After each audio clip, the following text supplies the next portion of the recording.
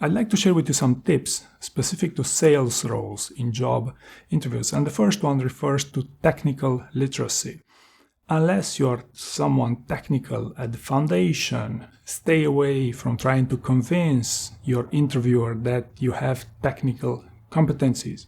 Instead, try to focus on using your listening skills to build your sales funnel to ultimately sell that technical solution, right? Could be the interview question of tell me about a highly complex or technical concept that you explained or sold to a non-technical person, such as an executive, right? So if you're not technical at your foundation, focus on listening to that executive and building your sales funnel based on their specific needs. This is when compared to someone who's a technical person who can pitch themselves as selling that complex technical solution from a more technical perspective. But don't try to convince someone you're a technical person unless you really are. The second thing I'd like to talk about here would be with respect to the weakness question. This question still gets asked in many job interviews, particularly in screening rounds, and I would highly encourage you to practice this before your job interviews, because what happens here is I've heard so many examples of candidates in sales roles shooting themselves in the foot with, I work too hard or I micromanage, with a weakness that's not really to your advantage for these job interviews. Maybe an idea for you, if you're a non-technical salesperson, you could pitch your weakness as coding.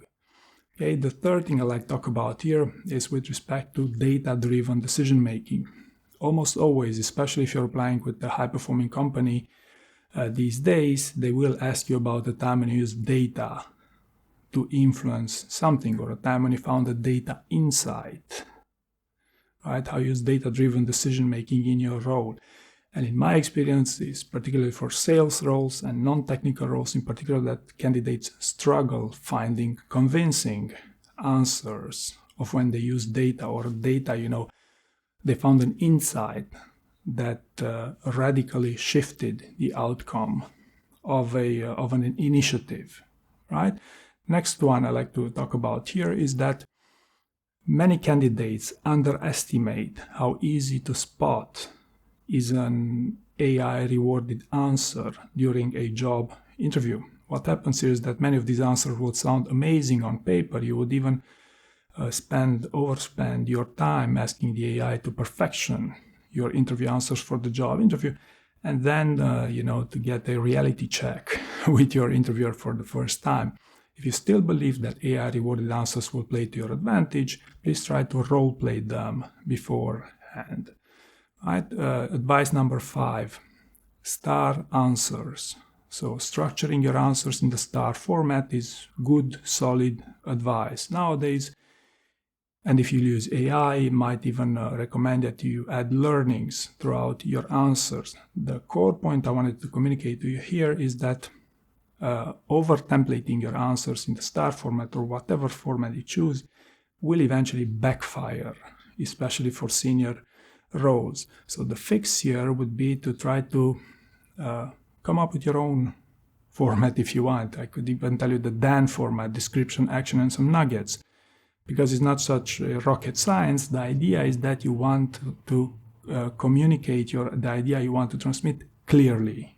Okay, whatever the format it is, even if your delivery isn't stellar, so long you're intelligible, that's far more valuable than the format you choose to communicate it. Point number 6, no one wants to work with stressed out colleagues. And not many candidates realize that stress shows in job interviews. Stress can be good stress, can be genuine stress, and can be, toxic stress, also exhibited through negativity.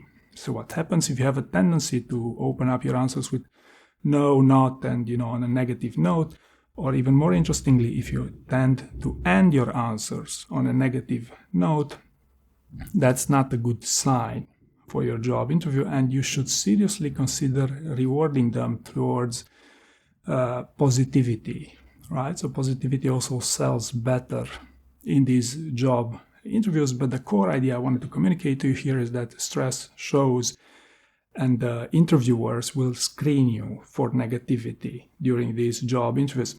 And last but not least, I wanted to talk about an interviewing trick, so to speak, is that many candidates have a tendency to give generic type of answers to interview questions.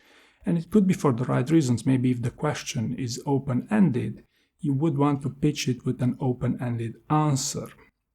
For example, how do you handle conflict inside your team? It's an open-ended question, and you could pitch yourself as someone who knows how to deal with conflict inside their team because you have an approach, a framework to handle that conflict. In my experience, a superior approach to open-ended and generic types of interview answers would be specific instances of when you dealt with conflict successfully. Because what happens is these types of questions can also be interpreted as behavioral interview questions. And in a behavioral interview, your past experiences are the best way to predict your future success on the job. So regardless of how they frame the question, if it's open-ended, hypothetical, or even tell me about a time when type of question, the best way to pitch this is with specific types of answers because those are the most predictive of your future performance on the job. I hope you found this useful, and thank you very much for watching.